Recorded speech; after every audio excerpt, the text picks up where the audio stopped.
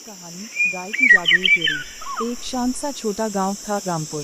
इस गांव में रहता था एक बूढ़ा किसान जिसका नाम था गोविंद काका। गोविंद काका के पास थी एक बहुत ही सुंदर सफेद रंग की गाय गौरी।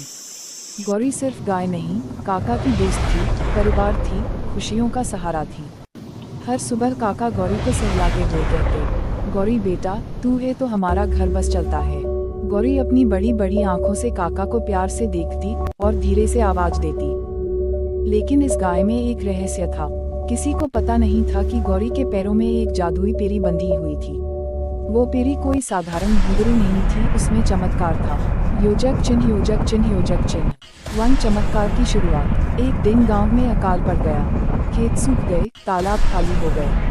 गांव वाले कहने लगे, अब तो भगवान ही बचाएगा। गोविंद काका के घर में भी राशन कम होने लगा। उन्होंने प्यार से गौरी से कहा, बेटी अब क्या होगा। उस रात गौरी धीरे से उठी।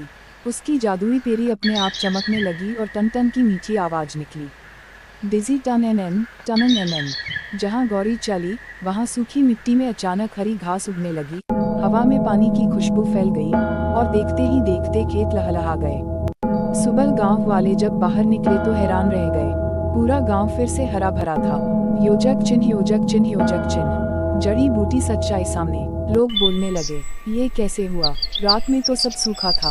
गोविंद काका मुस्कुराए और बोले, ये किसी चमत्कार से हुआ है, लेकिन सारा श्रेय गौरी को जाता है। गांव वाले गौरी को प्यार से चूमा, उसकी पूजा की।